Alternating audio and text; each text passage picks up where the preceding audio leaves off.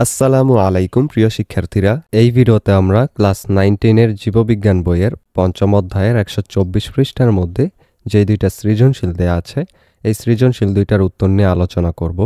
প্রথম সৃজনশীলটা হলো, ডক্টর রায়হান দিনের অধিকাংশ সময় গবেষণার কাজে গবেষণাগারে সময় কাটান, এতে তার ওজন বেড়ে যাচ্ছে। অন্যদিকে তার ছোট ভাই জহির দেশের জাতীয় যুব ফুটবল দলের একজন নিয়মিত খেলোয়াড়, সেজন্য তাকে প্রতিদিন অনেক সময় ধরে শারীরিক কসরত ও খেলাধুলা করতে হয়।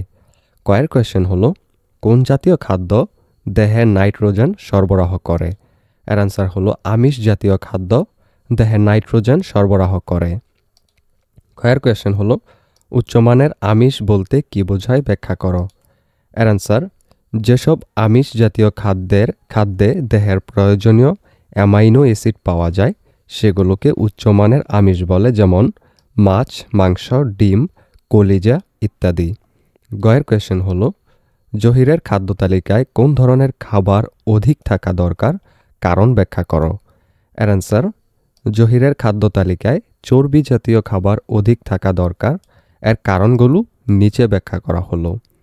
প্রথমটা হলো অধিক ক্যালোরির চাহিদা। জহির একজন যুব ফুটবল খেলোয়াড়, তার প্রতিদিন অনেক শারীরিক পরিশ্রম করতে হয়। খেলাধুলা ও শারীরিক কসরতের জন্য তার প্রচুর ক্যালোরির প্রয়োজন। চর্বি জাতীয় খাবার শর্করা ও আমিষের তুলনায় দ্বিগুণ ক্যালোরি সরবরাহ করে। দ্বিতীয় হলো শক্তি সঞ্চয়।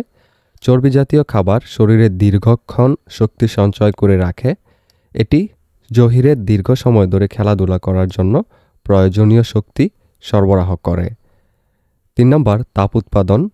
চর্বি জাতীয় খাবার দেহে তাপ উৎপাদন করে, যা জহিরের শরীরে তাপমাত্রা নিয়ন্ত্রণে সাহায্য করে। এটি তার শারীরিক কার্যকলাপের জন্য প্রয়োজনীয় তাপও সরবরাহ করে থাকে। এরপর আমিষের ভূমিকা। জহিরের দেহের ক্ষয়পূরণ ও দেহ গঠনের জন্য এই যে চর্বির পাশাপাশি আমিষও গুরুত্বপূর্ণ। তাই তার খাদ্য তালিকায় দুধ, ডিম, ডাল, মাংস ইত্যাদি আমিষ জাতীয় খাবারও থাকা উচিত। এরপর ঘন কোয়েশ্চেনটা হলো, জহিরের খাদ্য তালিকার কোন ধরনের খাবার রায়হানের জন্য প্রযোজ্য নয়, বিশ্লেষণপূর্বক মতামত দাও। এর অ্যান্সার, জহিরের খাদ্য তালিকায় চর্বি জাতীয় খাবার রায়হানের জন্য প্রযোজ্য নয়। এর কারণগুলো নিচে বিশ্লেষণ করা হলো।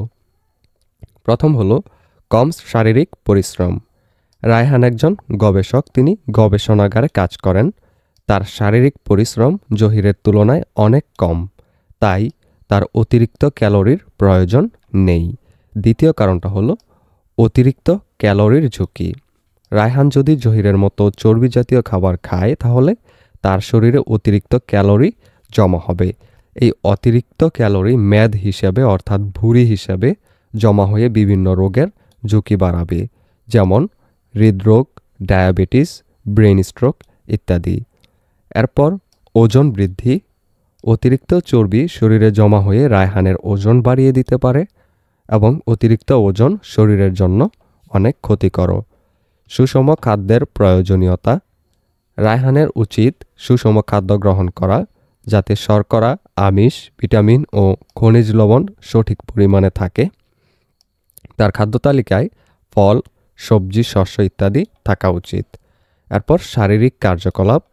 রায়হানের উচিত নিয়মিত হাঁটা, শরীরচর্চা ও ব্যায়াম করা, যাতে তার শরীরে অতিরিক্ত ক্যালোরি জমা না হয়।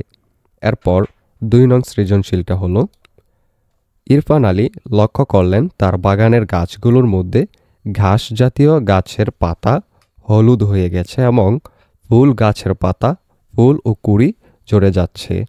এ সমস্যা সমাধানে তিনি একজন উদ্যান তত্ত্ববিদের শরণাপন্ন হলেন। তিনি তাকে তার বাগানে উদ্ভিদের প্রয়োজনীয় অত্যাবশ্যকীয় কিছু উপাদান সরবরাহের পরামর্শ দিলেন। কয়ের কোয়েশ্চেন, মাইক্রো নিউট্রিয়েন্ট কি?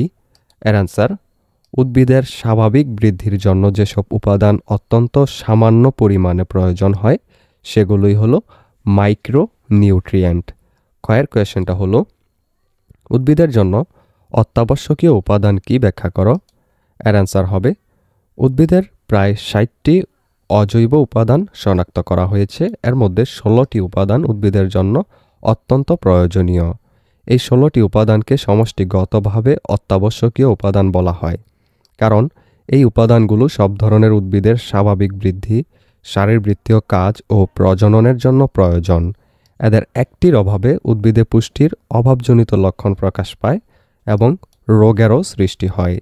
গয়ের কোয়েশ্চেন, ইরফান আলীর বাগানের ঘাস জাতীয় উদ্ভিদের সমস্যার কারণ ব্যাখ্যা করো। এর অ্যান্সার হবে, ইরফান আলীর বাগানের ঘাস জাতীয় উদ্ভিদের পাতা হলুদ হয়ে যাওয়ার প্রধান কারণ হলো মাটিতে নাইট্রোজেনের অভাব। নাইট্রোজেন উদ্ভিদের জন্য একটি অত্যাবশ্যকীয় পুষ্টি উপাদান, যা পাতার ক্লোরোফিল তৈরিতে সাহায্য করে। ক্লোরোফিল উদ্ভিদের সবুজ রং প্রদান করে এবং সালোকসংশ্লেষণের জন্য অপরিহার্য। যখন মাটিতে নাইট্রোজেনের অভাব হয়, তখন উদ্ভিদের ক্লোরোফিল উৎপাদন কমে যায়, যার ফলে পাতা হলুদ হয়ে যায়। অন্যান্য কারণের মধ্যে এই কারণটা হতে পারে যে মাটির অম্লত্ব বা ক্ষারত্ব, অতিরিক্ত অম্ল বা ক্ষার মাটিতে নাইট্রোজেনের প্রাপ্যতা কমিয়ে দিতে পারে।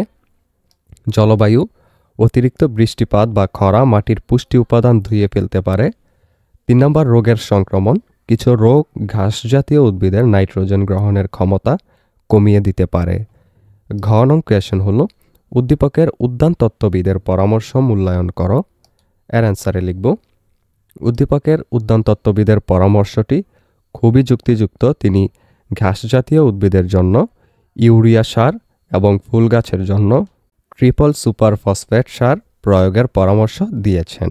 এখানে কিন্তু তোমাদেরকে বলে দেওয়া হয় নাই কোনটা দিয়েছেন, যেহেতু এখানে সমস্যার কথা বলে দেওয়া হয়েছে। এই সমস্যা অনুযায়ী কি কি দিতে হবে গাছের মধ্যে, সেইটার যেই উত্তরটা, সেটা কিন্তু তোমার নিজে হয়ে ডাক্তারের জায়গায় বা এই যে উদ্যানতত্ত্ববিদ ওনার জায়গায় নিজে হয়ে সেই উত্তরটা দিতে হবে।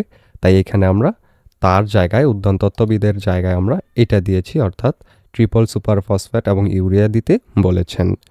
ইউরিয়া সারে নাইট্রোজেন এবং ট্রিপল সুপার ফসফেট সারে ফসফরাস থাকে। এই দুটি উপাদানই উদ্ভিদের স্বাভাবিক বৃদ্ধি ও বিকাশের জন্য অপরিহার্য। নাইট্রোজেন উদ্ভিদের পাতা, কাণ্ড এবং শাখা প্রশাখার বৃদ্ধির জন্য প্রয়োজন। এর অভাবে পাতা হলুদ হয়ে যায় এবং গাছের বৃদ্ধি কমে যায়। ফসফরাস উদ্ভিদের ফুল, ফল এবং বীজ উৎপাদনের জন্য প্রয়োজন। এর অভাবে ফুল ও ফল ঝরে যায় এবং গাছের শিকড় দুর্বল হয়ে যায়।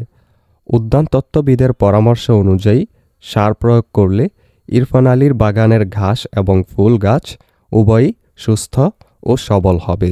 এই ভিডিওটি এই পর্যন্তই। পরবর্তী ভিডিওতে আমরা এর পরবর্তী অধ্যায় অর্থাৎ 6ষ্ঠ অধ্যায় জীবে পরিবহন, এই অধ্যায়টির অনুশীলনীর সবগুলো প্রশ্নের উত্তর নিয়ে আলোচনা করব। সেই ভিডিওটা পেতে হলে অবশ্যই চ্যানেলটিকে সাবস্ক্রাইব করে রেখো।